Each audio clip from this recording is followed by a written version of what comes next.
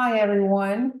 I want to go ahead and welcome everyone to our January Lunch and Learn, where we are happy to have John Finch, the Able United Director, here to kind of walk us through how you can get involved. And I know there was some new things added for this year, so I'm sure he is going to cover that. So with that, John, I will let you share your screen and get started. Awesome. Make sure everybody can hear me okay. I don't have my regular microphone, so if I seem distant or far away, let me know, and I will do my best to adjust. Awesome. Well, thank you so much, Gina, and the team there at the Arc of Florida for inviting me to kind of give you an update on Able United, all things that are happening with Able accounts, all that good stuff. I serve as the director at the state of Florida's ABLE program, better known as Able United. I've came on right before the launch of the program back in 2016, so I can't believe we're coming up on 9 years. I don't know where the time goes. But prior to that, I was with you all at the Arc of Florida for 10 years, running all kinds of stuff. So my background is with you all.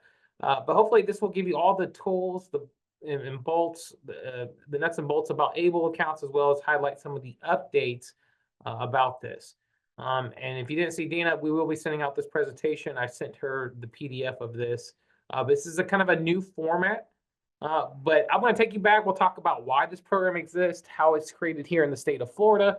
We'll talk about who's eligible. Great news is, if you're on this call, most likely your loved one or the individuals you serve would qualify for an ABLE account, how this works with Medicaid and SSI, what it looks like if you're part of an organization and you want to set this up for individuals under your care. I know I've worked with several ARCs and just recently with an ARC to get them set up in the system to allow them to open these accounts for individuals they serve as representative payees for. So, and then some frequently asked questions, and if we have time, we will go ahead and open the floor for any questions you have.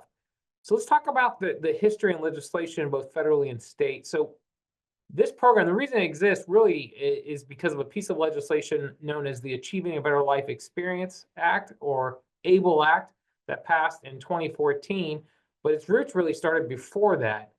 10 years prior to that, a group of family members sat around a dining room table wondering why there really wasn't a way or a mechanism for them to start saving for their loved one with a disability without negatively impacting their eligibility for future public benefits, whether that be Medicaid, Social Security income, HUD, SNAP, or anything that looked at how much money somebody could have. And so there wasn't really a tool or mechanism to allow people to start putting money aside for their loved one.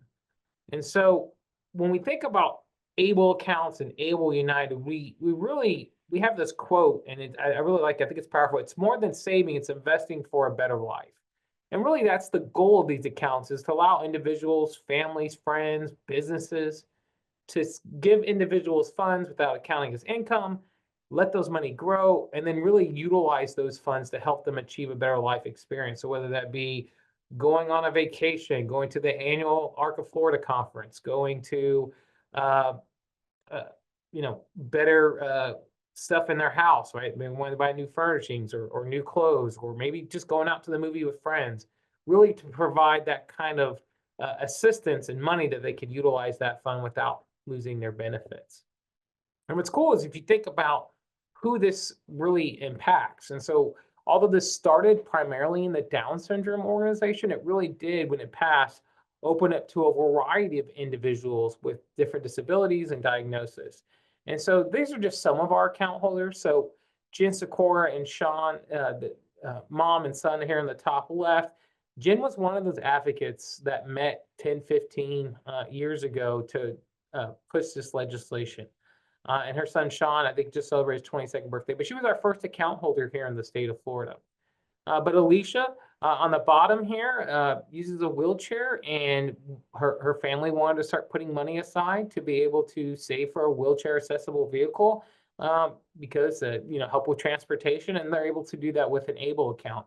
Or maybe it's an individual like Elliot and his mom, Sandra. Elliot is not currently on public benefits, but gets extra money from his DJing and wants to be able to save and maybe invest and have his money grow. and he can utilize his ABLE account for that. So it really did open it up for a variety of individuals to utilize this funds. Now, the legislation allowed states to create these programs. However, each state had to pass their own state legislation in order to create the ABLE program for their state. So here in Florida, we passed the Florida ABLE Act back in 2015. And when it passed, it basically housed this program under the state's Prepaid College Board. Now, the Florida Prepaid College Board has been around since the 80s. It's primarily oversees the Florida Prepaid Plan here in Florida, as well as the Florida 529 College Savings and Investment Program. It's been around since the 80s. It's helped over 1 million families save for higher education expenses. And now they're helping the individuals in the disability population save money as well. And so ABLE is what we call a direct support organization under Florida Prepaid. So we're administratively housed under there. I do have a nonprofit board that oversees the program. So we have an appointee from the governor, the House, the Senate, as well as several members from Florida Prepaid can be appointed. And they kind of provide oversight of the program. But we're in statutes, and you can see that section in there. And so although we're set up and we're running and we're in Florida, we have what we call a record keeper system or a program manager. So although the state of Florida is running this program, we utilize a contract through Vestwell. And so if you have an account, or if you logged into the account, or if you even call customer service for ABLE, you're dealing with Vestwell. And so Vestwell is our program management. So they create that user interface. They really have allowed us to provide a robust set of options when it comes to utilizing that account online, including an app, which we'll talk about. But they're a really great organization, fintech organization. They work with a lot of financial programs around the country. So this is just some demographics, some stats, just to kind of give you, before we dive into what an ABLE account is, but just give you some ideas, right? Each state passed their own legislation to date. There's 47 states, including District of Columbia, who have passed their own legislation and have launched ABLE programs. If you look at all these ABLE programs together collectively, we have about 180,000 accounts with over $2 billion saving in these accounts, which is pretty amazing.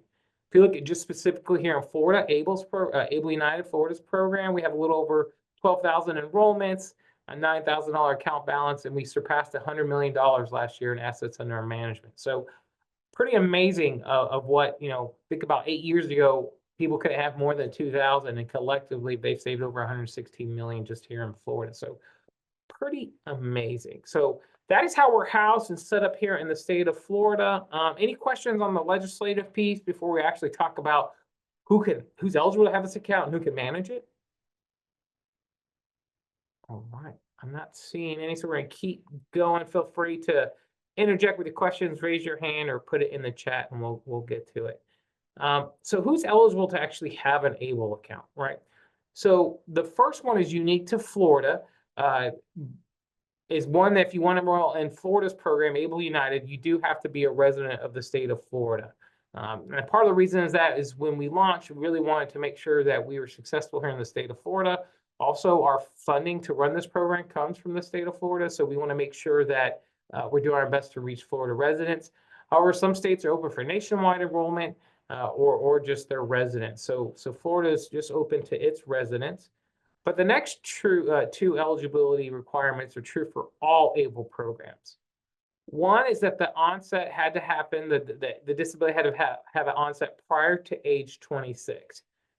Good news is, if you're on this call, you're with the ARC of Florida, you're most likely you've diagnosed occurred prior to that age, right? So if you think of Down syndrome, usually diagnosed early onset, intellectual disabilities, usually young elementary age, and even some of your neurodiverse type of autism, a lot of times are diagnosed prior to age 26.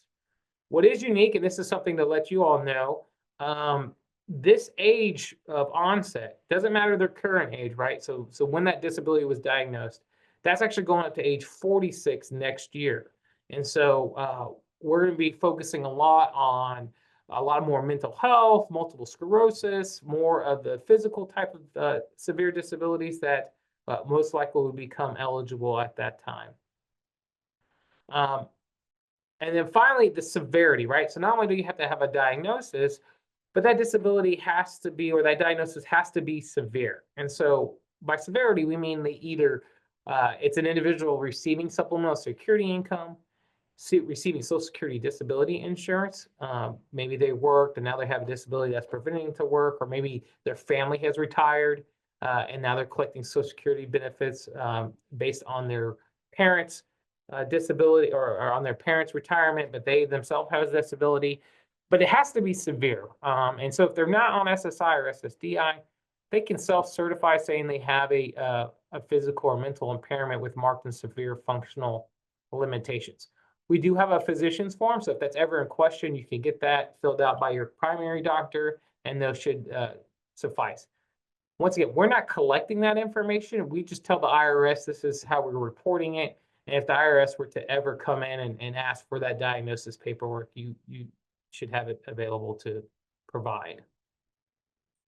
As I mentioned, the type of disabilities, developmental and intellectual, that's primarily the individuals that you all serve, congenital anomalies too. But the IRS did provide a list of disability diagnoses that would qualify. And so during the enrollment process, individuals will need to select one of these eligibility areas. So, primarily we see the first two and a little bit of that fifth one, the congenital anomalies as well. So keeping that in mind if you're going through the enrollment process. Let's talk about ownership. And this is kind of unique. So when this plan passed, it was very made clear in the final regulations that came from the Treasury that these accounts are owned by the individual with the disability. Their account belongs to them. The money in it is their money. However, we know not everybody can manage their own account. And so maybe they choose not to, maybe they don't have the capacity to. So they can actually choose someone to serve, to manage this account, or it could be somebody else like a legal guardian, power of attorney, a parent, spouse, sibling, even a grandparent. And also a Social Security representative payee, whether that be an individual or an organization. And we'll have some time at the end to talk about what that looks like if you're an organization. So whoever manages the account, basically they're serving as the authorized signatory. We usually call this individual an authorized legal representative, or ALR for short. So you might hear me say ALR. That's what that acronym is, because we love our acronyms. But yeah, so just keep that in mind. The money belongs to the individual with disability. However, somebody else can kind of manage it. Any questions about the eligibility? I see there's a couple of questions in here. We'll talk about qualifying disability expenses here.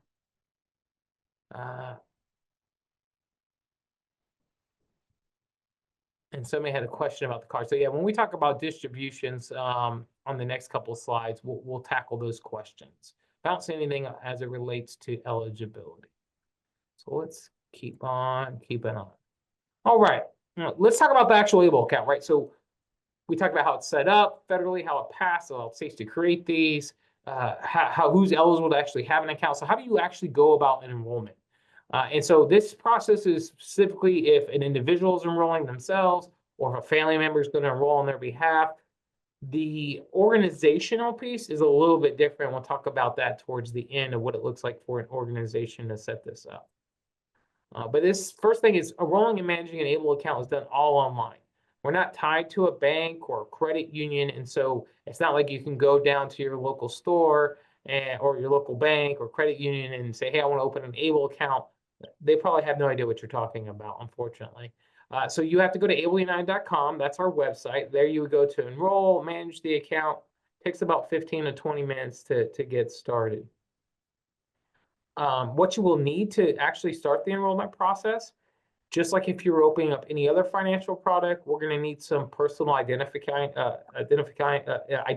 information. That's a mouthful, such as the date of birth, address, Social Security number. If somebody is opening this on behalf of somebody, that ALR, as I mentioned, we'll need their information as well. During the process, we'll attempt to verify your identity based on that bit of information. But if we can't, you'll go through something called PLAD IDV, and it might ask you to take a picture of your driver's license and then actually take a selfie, like a self picture with your phone. So keep that in mind if they're trying to verify your identity. Hopefully that process is a little more streamlined than our old process. If you have had an account, or maybe you enrolled a couple years ago, we used to ask like 5 questions, and it'd ask you like, what color was a car you had 10 years ago, or where your loan is. And that success rate was only about 70–75%. And so we kind of changed to this Plaid IDV, which has a much higher success rate. So if you ever have any questions or if there's concerns, you can always call customer service. But that's kind of the opening screen there on the right side that talks about having your email address. Also, you'll have to put in $25 to get selected, to get started, as well as where that $25 is going to go. All right, so the account's set up. You're starting to wonder, you want to put more money in. So what does that look like? So anybody can contribute to an ABLE account. If the individual is working themselves, they could put their earnings in it. If they have leftover Social Security funds, they could put those funds in there. Family, friends can contribute. We've heard of nonprofits maybe doing like a mini fundraiser that can go into there. We've heard of some people having a small inheritance going in there, but it is limited from all those sources, $19,000 per calendar year. Now that's new for this year. So last year was $18,000. When this program launched 6 years ago, it was $14,000. So that amount goes up every year or two. It's based on inflation, so I expect it to probably continue to rise every year. Now there is a maximum account balance before you can no longer contribute, and that's $418,000. Other funds that can go into an ABLE account, individuals can roll over 529 college savings plans. As I mentioned, Social Security funds can go on there, but there are some additional rules. Specifically, if you are putting Social Security funds into an ABLE account, the representative payee needs to be the one managing the account. So they have to serve as the ALR. And so I encourage individuals, there's a POMS manual, a program operation manual system that kind of explains some of those additional rules and guidelines. But it's the same type of rules if you're serving as a rep payee. It just applies to an ABLE account as well. Hey, John, we Yeah. do have some questions. Yep, I see that them. are probably related, and we do have a hand raised, so. Oh, is there a hand raised too? Okay. Yeah, Hebe, do you want to go ahead and ask your question? Yes, I have an ABLE account open for my son, but my other son, we want to change my other son to be the one to manage it. How is that process? How do we do that process of changing Yep. me to my other son? So you want to put a different person on to manage the account. Is that correct? Correct. Yeah, so there is if you go to our website under our resources tab, there is forms and publications, and it's something called change of ALR, change of authorized legal representative. It's a back and front form that you need to get filled out and submit. You could also go to, I think it's ableunited.com/change-ALR, and ALR is capitalized, and I could put that in the box. But that's how you would go about filling out that form, and she'd be able to select a new person to manage it. Perfect. And another second quick question. If we move from state, how does that go? Yeah, so you only have to be a Florida resident at the time you apply. So let's say you're resident now, next year or later this year, you move to a different state. You could take the Able United account with you. It's just done online. We only require residency at the time you apply. However, we do encourage you to check what that new state's ABLE program is, because some states have a tax incentive, state income tax incentive. So for example, Pennsylvania says, hey, if you contribute to our Pennsylvania ABLE account, then you could take that contribution as a state tax income deduction. Florida doesn't have state income tax, so that we don't have that kind of rule. So I encourage individuals to check what their new state's ABLE program offers. Okay, perfect. Thank you so much. Can you, All right. John, can you clarify on the SSDI, the restriction? Yeah, so we'll tackle that a little bit in the public benefits section of this presentation, but yes. So SSI and SSDI, right? High level SSI is $950 a month potentially. It's based on, you have to have a disability or some other qualifying you have to qualify for it. And usually also have financial restrictions as well, how much money you're making and your overall how much cash you have on hand in your bank account.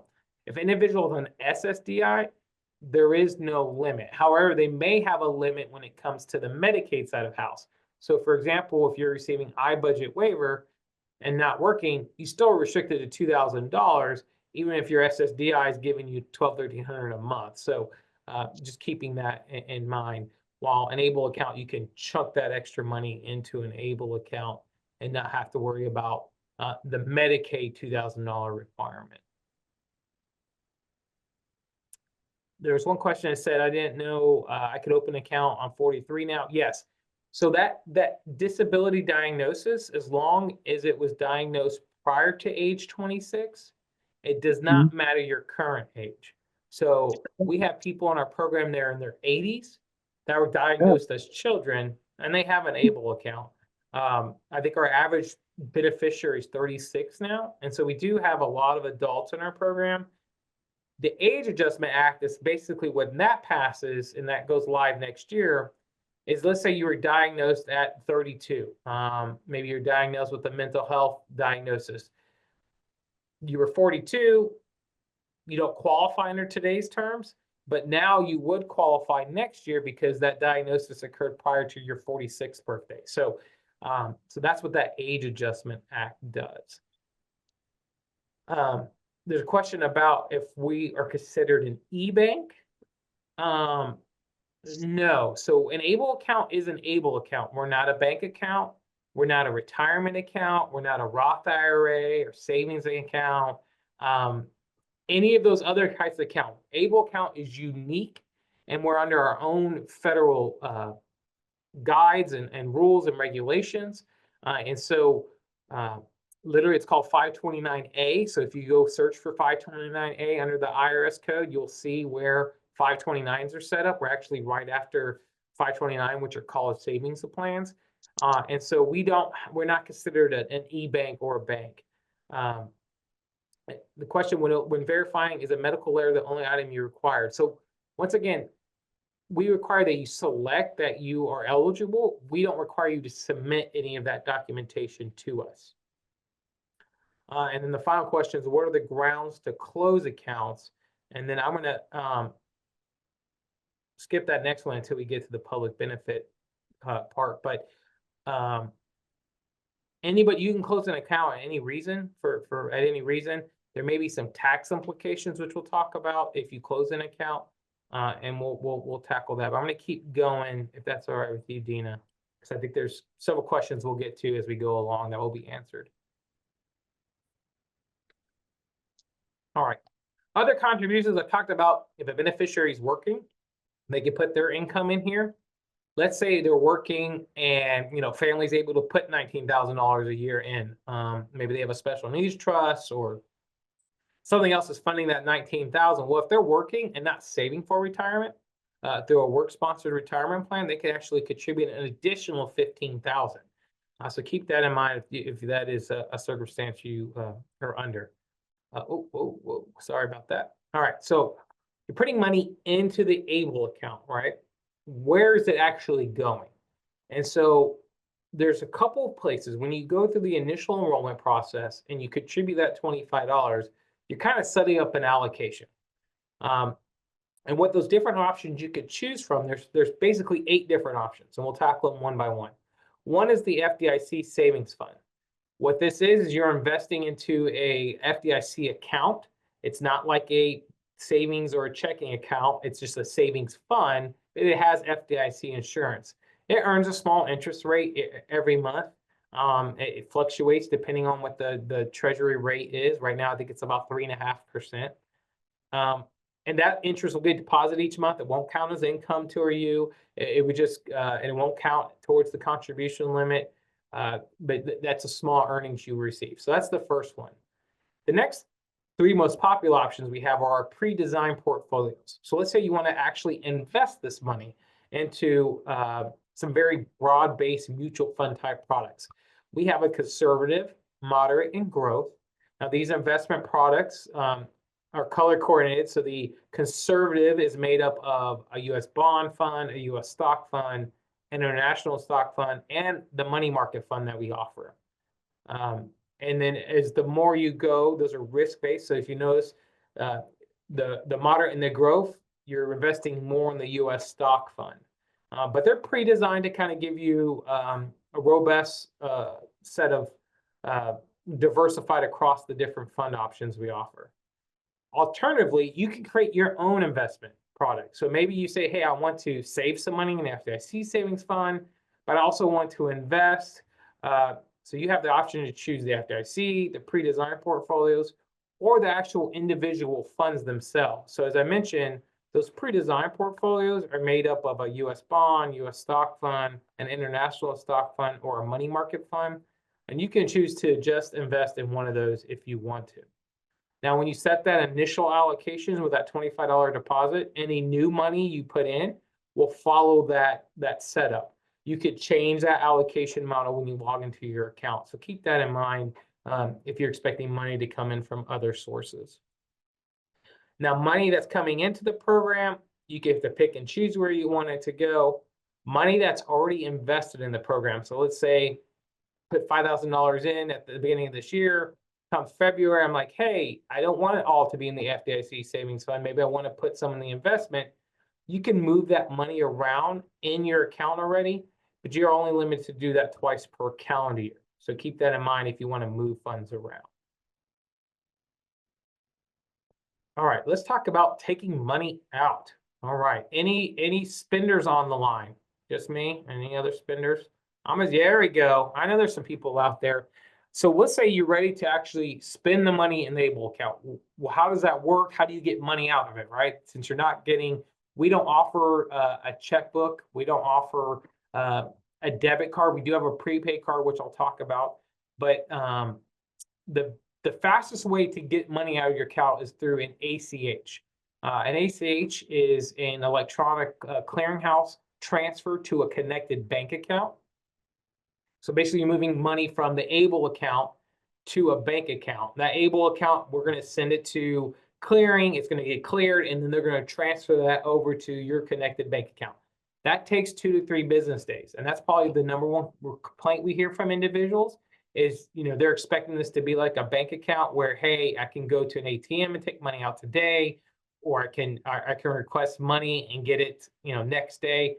Unfortunately, the ABLE account, since it's invested or tied, that money's tied up, it has to process. So we have to liquidate it, clear it, and then transfer it over. So keep that in mind, especially if you're having purchases down the road, or if you want to use this more frequently. There is 2 to 3 lag time to get those funds because this isn't like a typical bank account. Now, the cool thing is you can have multiple bank accounts tied to your ABLE account. So maybe you have one going to your checking account, one to a savings account. You can pick and choose where you send that money. You can also use our prepaid card. So we offer a prepaid card through TrueLink Financial. It is a reloadable prepaid card. I think there was a question on the frequency of when that prepaid card, I think it only has a 2 or 3 year lifetime and it expires. So I think one person had a question if there was a way to not have it expire every 3 years. Mary, I would say that's a direct question from you. I would say call customer service for TrueLink and see if it's something where maybe they can extend it out to 5 years or longer. I know there's just some different rules when it comes to prepaid cards on having to reissue replacement cards.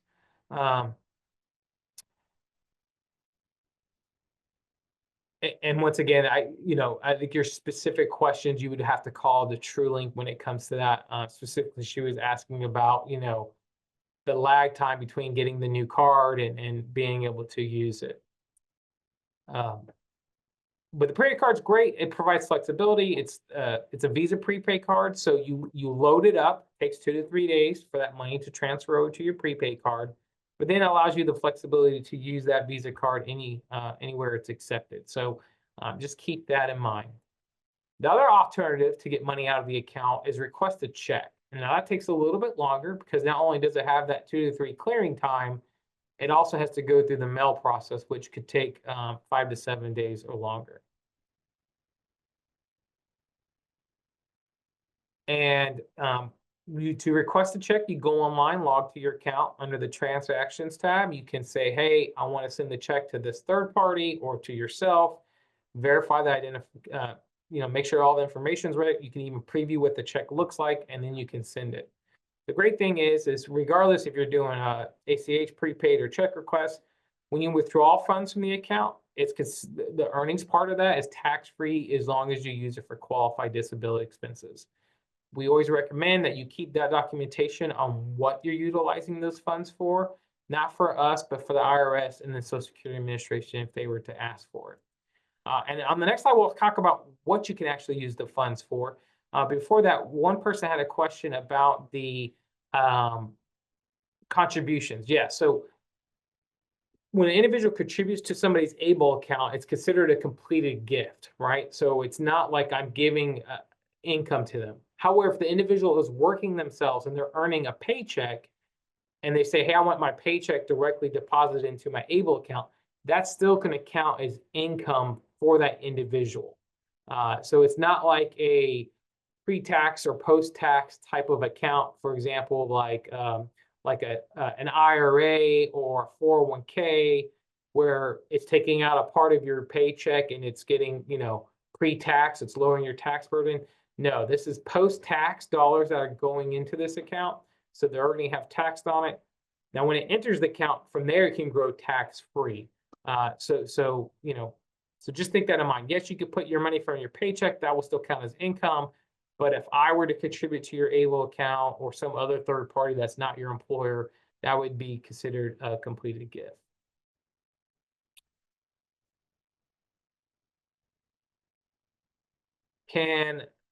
Here's a question on expenses, and we'll talk about what these expenses are here next, but I want to get clarification on the mad money expenses. I don't know what that means, but maybe you can explain that while I talk about the different types of qualified disability expenses. All right, so money's going in there, it's growing, you come to a point you want to use it. We talked about the ways you can get money out, but which could you actually spend the money on and it not have to pay taxes on the earnings portion, basically, or not get in trouble for not being a qualified disability expense. And that's what these expenses are called. If you take money out, you utilize it appropriately, it's called a qualified disability expense. So what does that mean, qualified? Well, the Treasury gave us 13 broad categories when we think of qualified disability expenses. There's health, education, housing, transportation, legal fees, funeral and burial. So pretty broad. Even the final regulation said it should be construed broadly, and it includes basic living expenses. So if you think of groceries, clothes, stuff that you need day to day, those would be qualified. But let's give some examples of what type of qualified disability expenses there are. So health, right? So health could be anything that's going to be related to that individual's health. So it could be a dentist appointment, could be maybe they go to massage every once in a while to help them feel a little more healthy or a little more independent. Maybe that's even a quality of a life expense. It could be used for co-pays or down payments on medical devices. So pretty broad when it comes to health. Education, if we think of higher education expenses, we think of private school, books, courses online, anything that's going to help further their education would be qualified. Housing could be anywhere from maybe home modifications to putting a down payment on a home or using it to pay for the utilities. Ron asked, are pedicures covered under health, right? So would a pedicure be a quality of life, right? I'm assuming yes, a quality of life, as a pedicure makes them feel more healthy or independent, gives you that kind of freedom, yes. So a pedicure. Now, could they pay for my pedicure? No.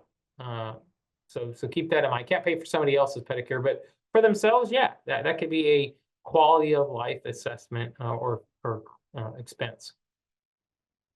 Let's talk about transportation, right? So transportation could be, maybe it's putting a down payment on a vehicle, or maybe it's paying for a ride-sharing service like Lyft or Uber. Those would be qualified expenses. I mean, some of our biggest success stories are people utilizing their ABLE account to put a down payment on a car. So it's a huge success there and provides that flexibility for independence. Legal fees, so maybe establishing a special needs trust or creating a small business.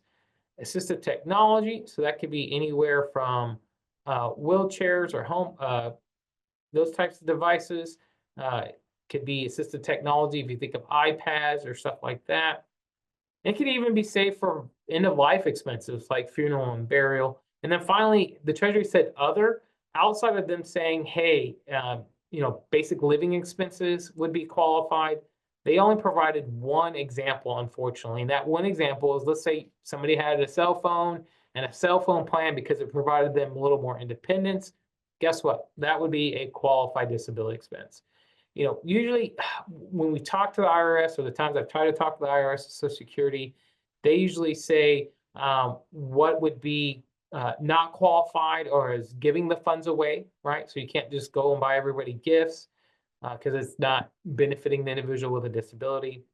Probably tobacco and definitely gambling would not be qualified disability expenses. So keep that in mind as well. Let's keep going here. Let's see. I saw the question when it came to Amy. I did not understand your question about can the funds be used with a prepaid card monthly for any mad money expenses the individual would like. I don't know what, unless Dina knows what mad money is. If you could clarify. Just whatever you would like. I mean, frivolous, meaningful, I guess. Yeah. Yeah, I mean, I've heard of people, utilizing it to go out to eat, utilizing it to go to the movies because it's providing them more independence, grocery shopping, buying new furniture for the house, clothes. Really, that's, the main thing the concern is, you can't use it to buy other people gifts and stuff like that. So keep that in mind, and keep receipts. I mean, the IRS, what's going to happen is at the end of the year, you're going to get a 1099 QA. It's about tax season now. And basically that 1099 QA is going to say, hey, this person took $2,000 out of their ABLE account. Did you have $2,000 in qualified disability expenses? Do you have receipts for $2,000? And can you justify that it's helping improve or maintain their health, independence, or quality of life? And as I mentioned, to my knowledge, nobody in the country has been audited yet about these accounts. So keep that in mind. So basically you need to keep all your receipts because you need to justify it. Yep, exactly. So no gambling. Yeah, so no gambling. Gambling, no carousing, anything like that. Yeah, unless you hit the Mega Millions or the Powerball, and then you have a whole nother set of issues. But I'm pretty sure you could cover those if you win a few million. So vacation expenses, yes, we've heard of people utilizing funds in their ABLE account to go on vacation. I think I've heard, I worked with an ARC chapter, I think that was going to the annual ARC of Florida convention at Disney, and then they utilize clients' funds that they've saved to help pay their way to go to Disney. So pretty awesome.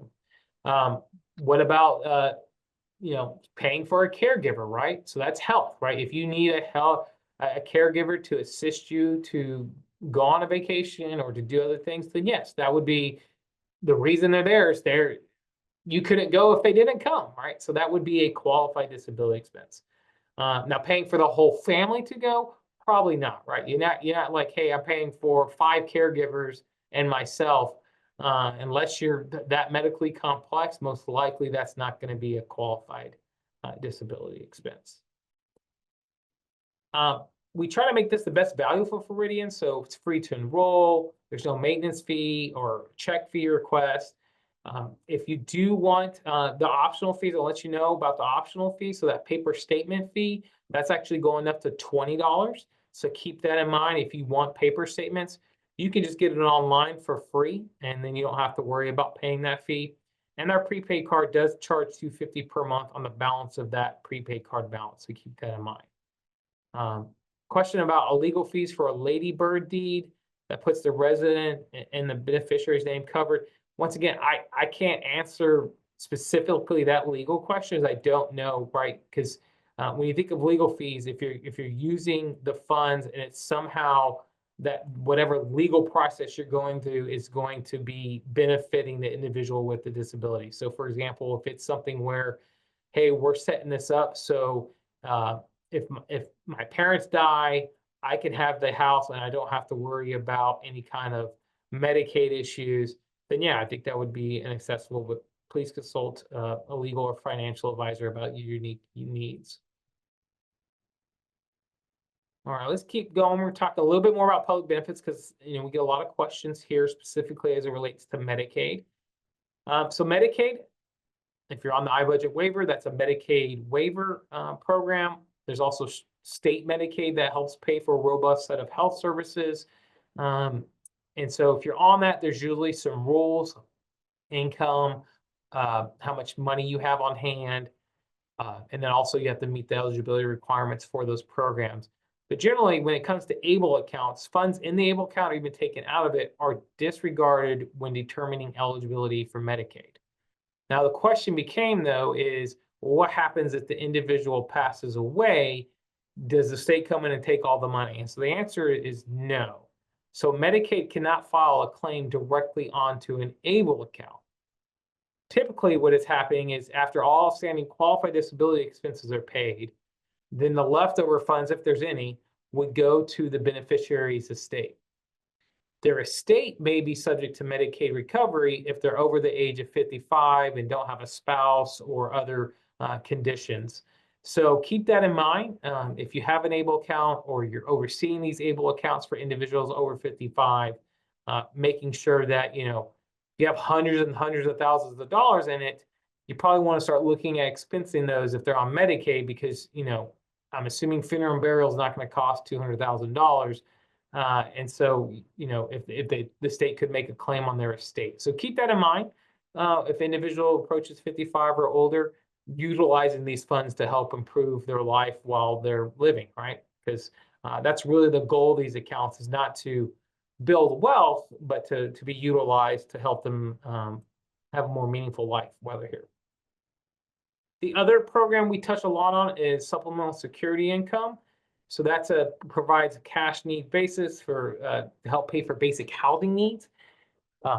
Same kind of requirements, income requirements, how much money you could have on hand, usually $2,000.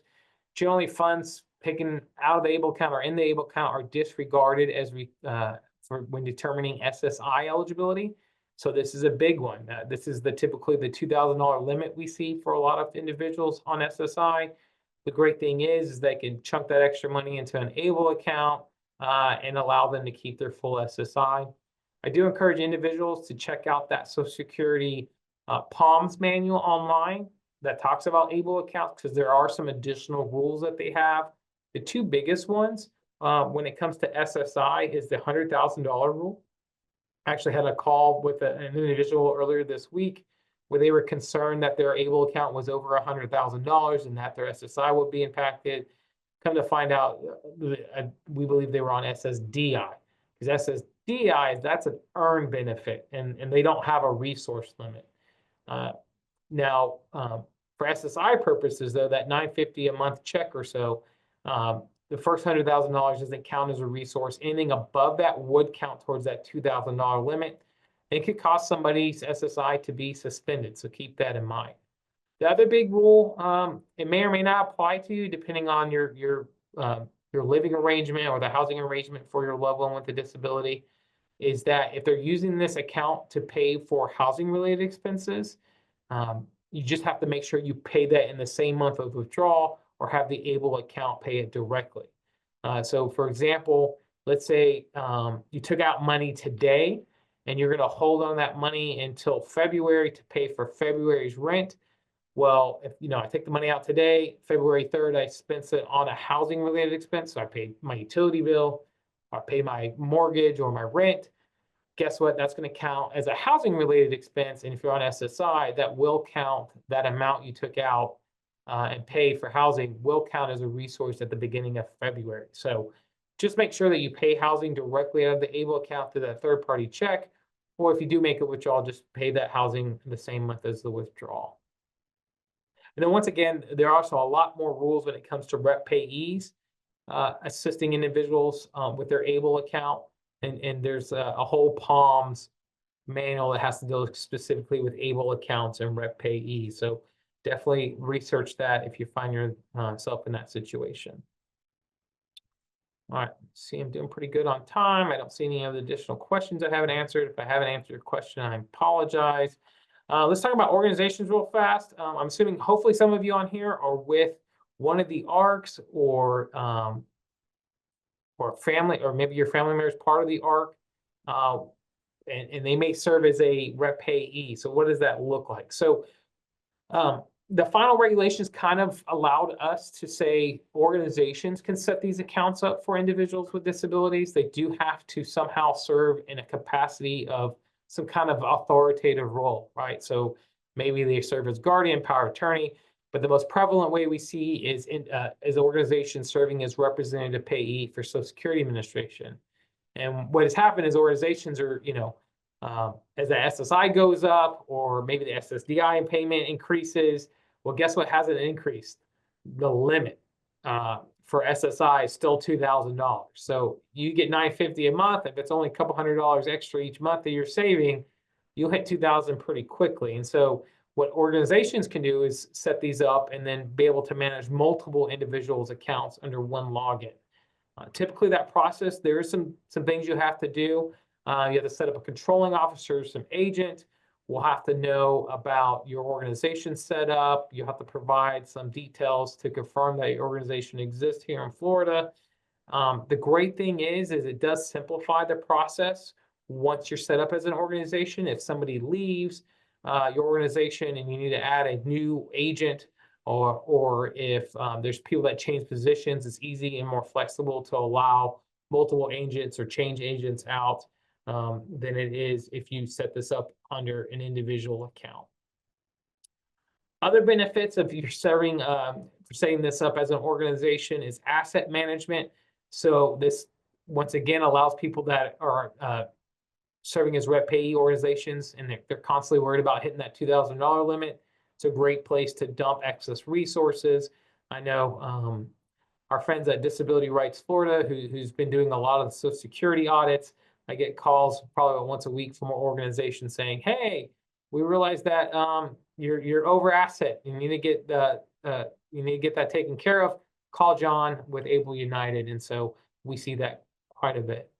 Also, there's a lot more reporting available if you're an organization set up, and you can get more transaction history and records. So it helps you with completing those SSA reports.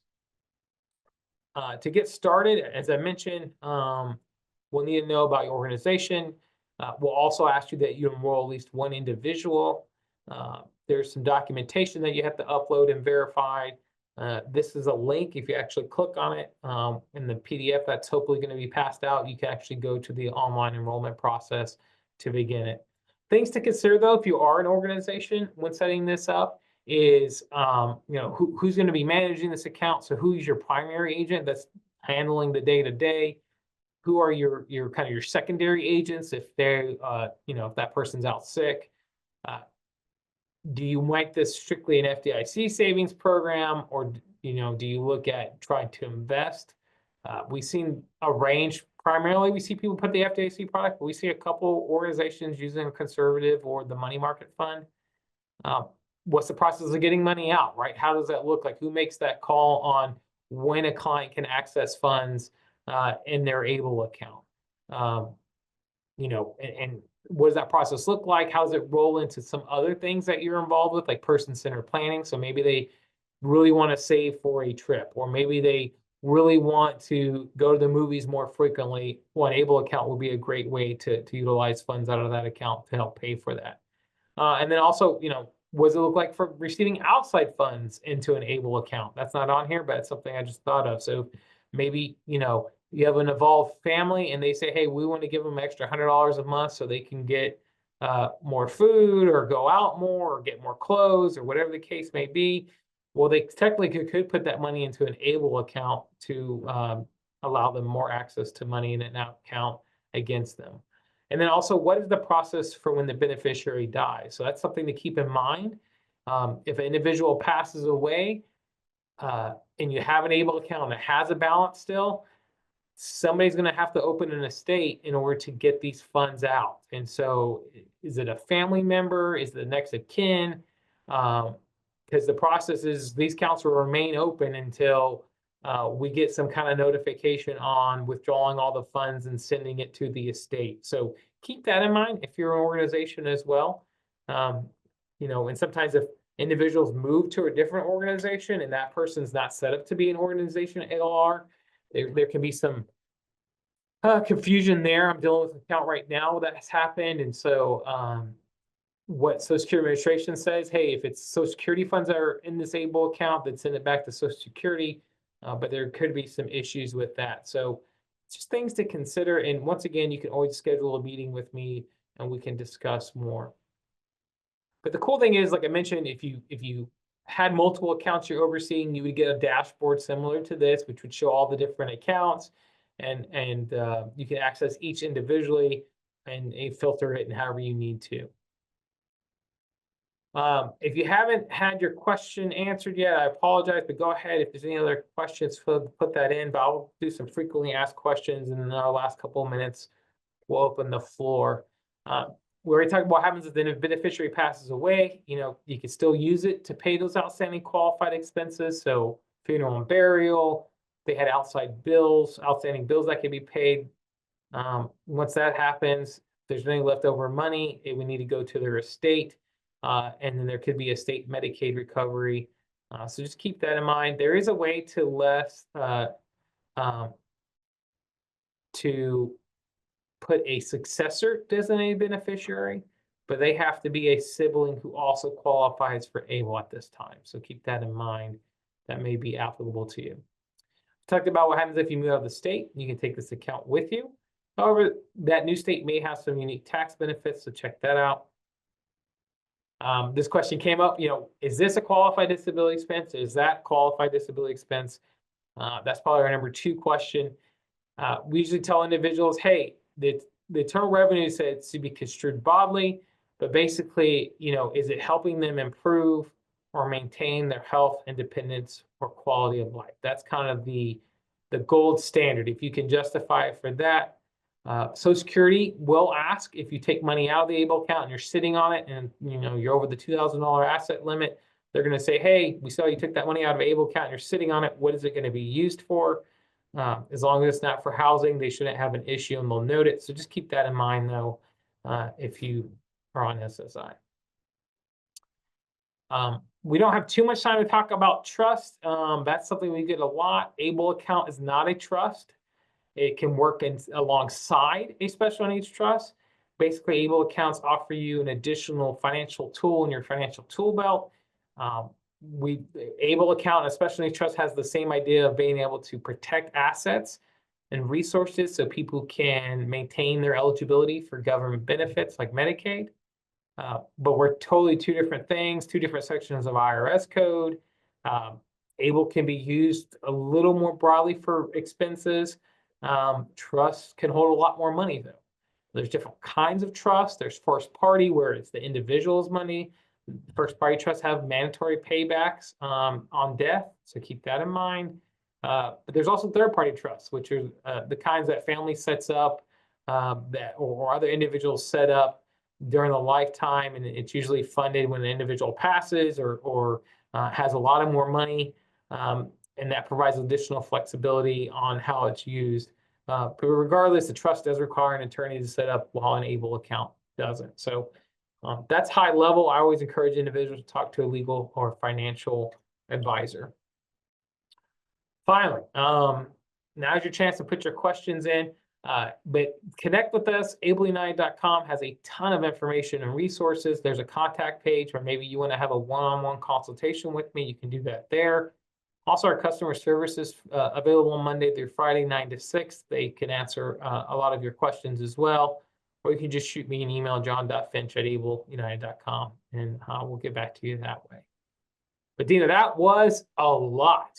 This is my first presentation of the year, but thank you so much for having me. I'll give it back to you. The floor is yours, and let me know We have any more questions. minutes. The one question I see in the chat was regarding vacation expenses. The caregiver or staff that goes with the individual, are their expenses covered under the Able United, or is it solely for the individual? So it depends, right? If that person needs to go with them because they are unable to go by themselves, then yes, that would be a qualified expense, right? Like I can't just say, hey, I'm totally have capacity and capable of caring for myself, but I want my friend to come with me. That would not be qualified. So it has to be something that is needed for the individual with disability in order to go on that trip. Right, okay. I have, Right. Certainly appreciate you taking time, and we will send out a copy of the presentation to everybody along with John's contact information.